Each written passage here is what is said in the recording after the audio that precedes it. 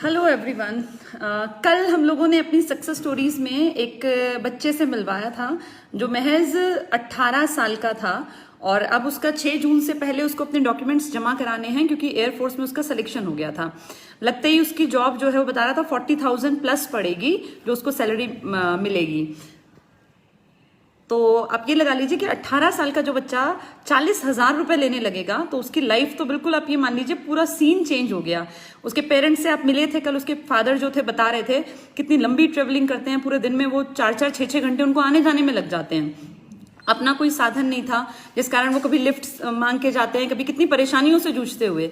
नेहा क्योंकि मेरी ही सिस्टर है, मैंने देखा इसने भी बहुत ज्यादा संघर्ष किया। शादी के बाद संघर्ष थोड़ा इसलिए भी बढ़ जाता है क्योंकि लड़कियों पे जिम्मेदारी थोड़ी सी ज्यादा बढ़ जाती है। अब जैसे पवन ने आपको बताया कि इनकी मदर जो है उस टाइम पे लगभग बेड रिडन थी और ये भी जॉब में थे प्राइवेट में, इनके फादर भी, इनका छोटा भाई भी, फिर इसका बेटा भी था, तो बहुत ज्यादा संघर्ष करना पड़ा। संघर्ष बच्चों जीवन में करना ही पड़ता है। ऐसा कोई आदमी आपको नहीं मिलेगा जो कहे मैं बिना संघर्ष के कामयाब हो गया। आप जितने लोगों को जानते हैं ना जो कामयाब हैं, नाकामयाब कुछ भी बोले उससे फर्क नहीं पड़ता, लेकिन जितने लोग कामयाब हैं वो वही लोग हैं जिन्होंने जीवन में संघर्षों को झेला है, लेकिन उन संघर्षों से वो पीछे नहीं हटे, उन संघर्षों के सामने वो डटे रहे और अपने मन में ये ठान लिया कि हमें कामयाब होना है।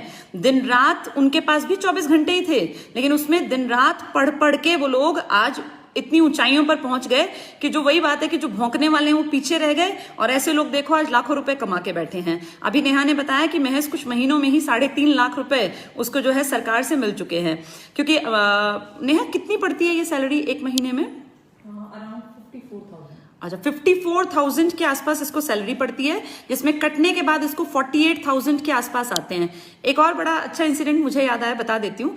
पिछली बार मेरे पेरेंट्स की जब एनिवर्सरी थी तो हम चारों सिस्टर्स इकट्ठे हुए, तो पिछली बार पापा ने पार्टी दी थी एनिवर्सरी पर, तब हम लोगों ने ये कहा था कि नेहा जब तेरी ज्वाइनिंग होगी तो अगली पार्टी तुझे देनी है अपनी सैलरी से। और इस बार विद गॉड्स ग्रेस जब हम लोग पापा मम्मी की एनिवर्सरी पर गए फरवरी में, तो इस बार एक बहुत बढ़िया पार्टी नेहा ने थ्रो की जिसमें हम सभी लोग थे, हमारा पूरा परिवार था। तो अब ये इस लायक बन गई, हमारे लिए भी प्राउड की बात है कि भाई पढ़ लिख के, और देखो ये मेरी सिस्टर थी लेकिन हमने कभी इसको अलग से मैंने ट्रीटमेंट नहीं दिया। कोचिंग सेंटर में इसके साथ पढ़ने वाले सभी जानते हैं, जहां सब बैठते थे वहीं ये बैठती थी। कई बार इसको बैठने की जगह भी नहीं मिलती थी, लेकिन मैंने कभी लीनियंसी नहीं दिखाई कि मेरी बहन है तो ये सबसे आगे बैठेगी या इसको अलग से सुविधा, नहीं। इसको हमेशा ये कहा कि मुश्किलें हैं, मुश्किलों को झेलते हुए आगे बढ़ना है, परिवार का भी ध्यान रखना है, अपने हस्बैंड का, बेटे का, मदर इन लॉ भी हैं, फादर इन लॉ भी हैं, सबका ध्यान रखना है। फैमिली की उस टाइम में जितनी जरूरतें हैं उनको भी पूरा करना था और अपने भविष्य के लिए भी काम करना था।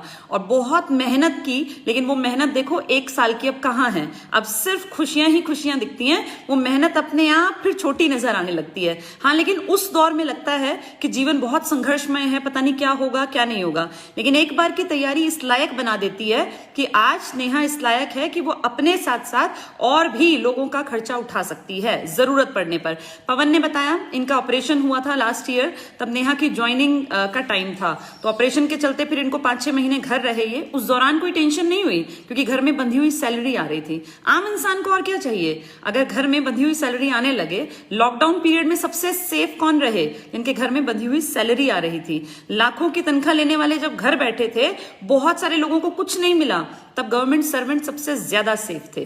तो इसलिए हम लोगों ने कोशिश की है, मैंने और परिमल सर ने, कि हम लोग जो हैं अपने इस तरह के रिलेटिव्स जो हमारे क्लोज रिलेशन में हैं और कामयाब हैं, भगवान की दया से अपनी मेहनत से हमारे सभी रिश्तेदार जो काबिल थे, जिनके अंदर ये जज्बा था कि हमें आगे पढ़ना है, मेहनत करनी है, जो आईसीएस में आया, आज वो सभी कामयाब होके अपने परिवार का, अपने पेरेंट्स का, अपने हम लोगों का भी, रिलेटिव्स का, गुरुजनों का, सबका नाम आगे बढ़ा रहे हैं। तो एक आम इंसान को इससे ज्यादा और क्या चाहिए? आपके घर में 54,000 रुपए की तनख्वाह महीने में आने लग जाए, साल भर ही तो पढ़ना है, एक बार की गई मेहनत बैठा के खिला देगी, तो इससे ज्यादा और क्या चाहिए? बच्चे सेफ हो गए, अपने जो बड़े बुजुर्ग हैं उनकी सेफ्टी हो गई, क्योंकि सरकारी नौकरी लगते ही बच्चे की साल भर में जो उसकी स्कूल फीस जाती है इसको भी सरकार देगी।